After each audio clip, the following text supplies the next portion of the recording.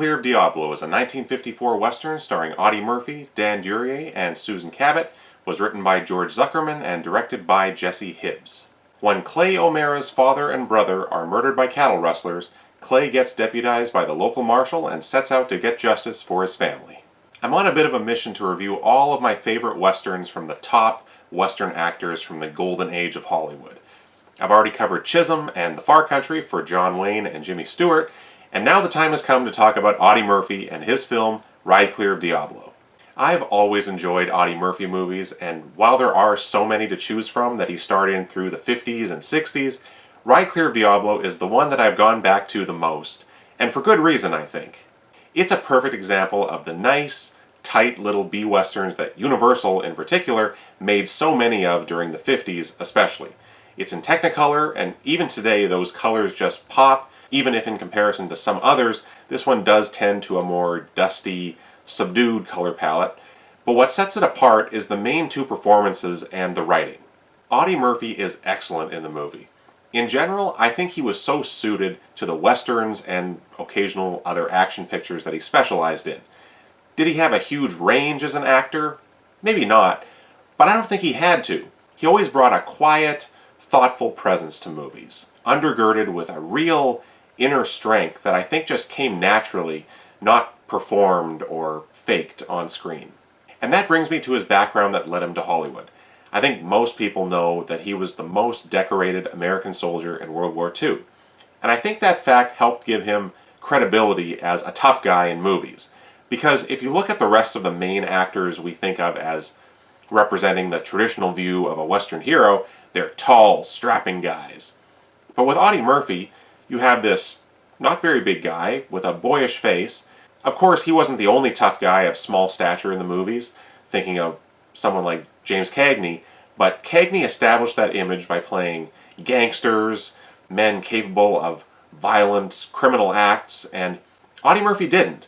His characters were often young, innocent-seeming heroes, or maybe boy outlaws on the wrong path, but because of his history, the public knew this was an incredibly brave man that had seen and done heroic things. And all of that added to this persona that brought him into the list of actors known for bringing the Old West to life in the movies. Speaking of James Cagney, though, he was the man who brought Audie Murphy to Hollywood back in 1948. But back to Ride Clear of Diablo. Audie Murphy plays Clay O'Mara, and I just love the character. He's basically the perfect Western hero. And he's playing a cowboy character not unlike the Roy Rogers or Gene Autry style of cowboy from the B-westerns of the 40s, but taken out of those more kid-friendly movies and placed into a slightly more adult-oriented film, which westerns throughout the 50s were trying to focus on. Clay O'Mara is a plain-speaking, respectful young man who only drinks either water or milk throughout the movie. Something I wish more Western heroes would have done. I don't think a manly man character needs to be seen downing shots of whiskey every time he parks his horse somewhere. But anyway, I also enjoy the way in which he goes about finding the killers of his father and brother. The back of the DVD cover describes the movie as a classic revenge western. And if it is that, it's probably the most wholesome revenge movie out there. Clay O'Mara doesn't set out to kill everyone that gets in his way. And in the end, he doesn't even kill the murderer. He has a job to do and does it in hopes that his employment as a lawman will bring him in contact with someone who has information he can use. And Audie Murphy sells the character with his quiet determination. We're slowly given hints of how capable this young man is, and we can see he has the skills and smarts enough to take on any challenge that comes his way, no matter how outnumbered he may be. But when Audie Murphy really does best is when he's acting opposite Dan Duryea, playing the outlaw gunslinger Whitey Kincaid. I have always loved Dan Duryea in this movie especially. I like him in other stuff too. He's known for playing bad guys, despicable, irritating criminals, you name it. But just watch this movie and you can't help but love the guy. Whitey Kincaid is a supposedly dangerous killer that Clay is sent to apprehend, in hopes that Clay won't survive the attempted arrest. We'll get to the very manipulative sheriff character soon, but we're led to believe that Whitey is this horrible outlaw. He's given a terrific introduction. As we wait for Whitey to arrive, Clay stands in a saloon, holding his glass of water, until finally The sound of distant hoofbeats can be heard getting closer and closer. The camera focuses on the floorboards underneath the batwing doors until a pair of boots walk up, and then the camera comes up into the face of Dan Duryea. It's a great moment, and once he starts talking, it gets even better. We get dialogue like, "What do I know? I ain't never been arrested before." With Clay responding, "That makes us even. I never arrested anyone before." Can I just note, the whole script is filled with banter and little exchanges like that, and builds this wonderful relationship between Clay and Whitey. And Audie Murphy and Dan Duryea clearly enjoyed working together. This was the first movie that paired them. They would go on to both star in Night Passage alongside Jimmy Stewart, and then again in a Universal Western like this, starring just the two of them, Six Black Horses from 1962. This is my favorite of the three. I think their characters here are just so good together, but all of their films are worth watching. The chemistry between them is off the charts, and they're barely enemies to begin with. Even though Whitey tries to hit Clay over the head with a rock twice after his arrest, Clay doesn't seem to take it personally. It's as though Whitey is obligated to at least try, so no hard feelings. All of their scenes together are filled with dialogue delivered with a slight smile, not sure if they can trust each other, until they become real friends. And I love that. Here's this world-weary gunman and a young, innocent guy, but both complement the other so well. And I can't finish talking about Dan Duryea without mentioning that laugh. All of his scenes are punctuated at some point by this high-pitched laugh that, coming from anyone else, would be annoying, but you see him with those smiling eyes and with such a clear zest for life and excitement, and it just makes you love him even more. There's another Audie Murphy movie from 1960 titled 7 Ways from Sundown. It's been a while since I've seen it, but the relationship between his character, another lawman, has with an outlaw played by Barry Sullivan felt very similar to this one. I can't remember if it ends up being quite as camaraderie filled, but I have a feeling Universal was trying to see if they could repeat the success of Ride Clear of Diablo. The leading lady in the movie is played by Susan Cabot, and I think she's excellent casting as well. Her character of Laurie is sort of the female equivalent to Clay O'Mara. Young, morally upright, but not afraid of the more disreputable people she comes in contact with. Their love story in the movie is very sweet and wholesome. It isn't developed very much, this being an 81-minute Western focused more on the action and the male characters, but it works as the standard love interest storyline. Susan Cabot also starred in The Duel at Silver Creek and Gunsmoke, two other Audie Murphy Westerns from the 2 years previous, and I remember her being good in those as well. I think they probably like to carry forward leading ladies if possible, she being a good, height-appropriate co-star for Audie Murphy. The real villains of the film are played by Paul Birch, William Pullen, and Russell Johnson, the professor from Gilligan's Island.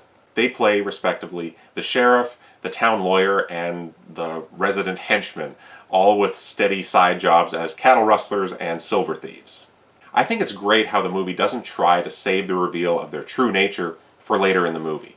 We're actually introduced to these three men committing the crime that sets Clay on his path for justice. If anything, the reveal of their so-called upstanding jobs is supposed to be the shocker. But I love that. We get the identities of the killers out of the way immediately, so now we have to just watch Clay be manipulated by the sheriff that he believes to be a good man and slowly be led to the truth, with the help of Whitey, thankfully.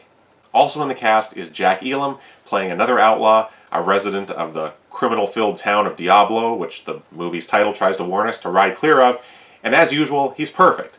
Those eyes, the sloping shoulders.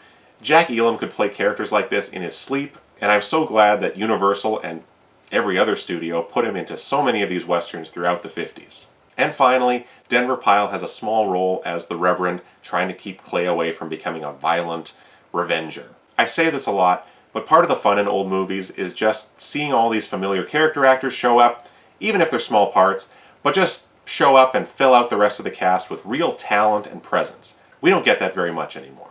I mentioned at the start, the script was written by George Zuckerman, and he does something that I think absolutely elevates westerns, building a world that feels lived in and a set of characters that all have shared histories. We don't need to hear long monologues of exposition or a narrator to fill in the gaps. It's as simple as learning that Whitey and Sheriff Kenyon have a deal about who operates in which town, or seeing the blacksmith in Diablo working for Whitey early on, but then realizing he's switched sides to work with Russell Johnson for his silver robbery.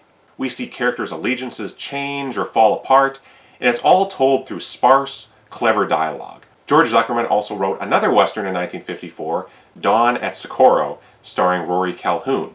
That's another one I watched once a few years ago, and it's due for revisiting, but I seem to remember that film also had a similar atmosphere. That one is a loose retelling of the OK Corral story, but told through a Doc Holliday-like character.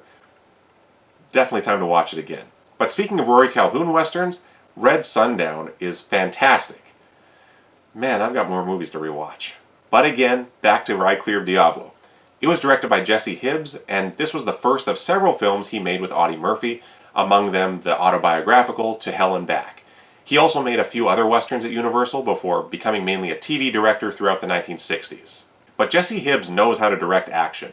There are some amazing shots of running horses, really giving you the sense of speed that makes those types of scenes so thrilling, including the scene where Clay has taken back a prized white stallion from the men who stole it. He's riding at a full gallop with the white stallion coming along beside, and in some shots it really is Audie Murphy, but then Clay decides to jump from his horse to the other, since it's apparently the fastest in the territory, and the Lowry gang is in hot pursuit with Whitey a safe distance back to enjoy the fun, and someone, I suspect a stuntman, pulls off that jump, going from one running horse to another, and that one not even wearing a saddle.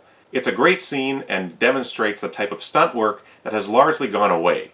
Sure, there is still the occasional western getting made these days, but horse stunts like this are a thing of the past. And the whole thing is filmed on these beautiful white plains stretching out to a mountain range in the background. I believe the exteriors were mostly shot around Lone Pine, California, and it further illustrates why so many westerns were shot there. I've been to Lone Pine, and it's amazing. I highly recommend visiting if you get the chance. For the rest of the action in the movie, the gunfights are largely quick, well-staged sequences that don't linger on the violence, as is fitting for this film. There's a shootout in a mine that is helped just by the presence of Dan Duryea, and the final gunfight is a great finale with nice moments for our main characters. I think Audie Murphy was one of the quicker draws in the business, and he gets to show that off a couple of times. So, if you haven't seen very many Audie Murphy movies, or if you've seen it and it's just been a while, I highly recommend seeking out Clear of Diablo. Audie Murphy and Dan Duryea are a screen team that deserve to be better remembered. Thanks so much for watching my review. If you enjoyed it, please check back to my channel as I continue revisiting my favorite films from a whole host of Western legends. Adios for now.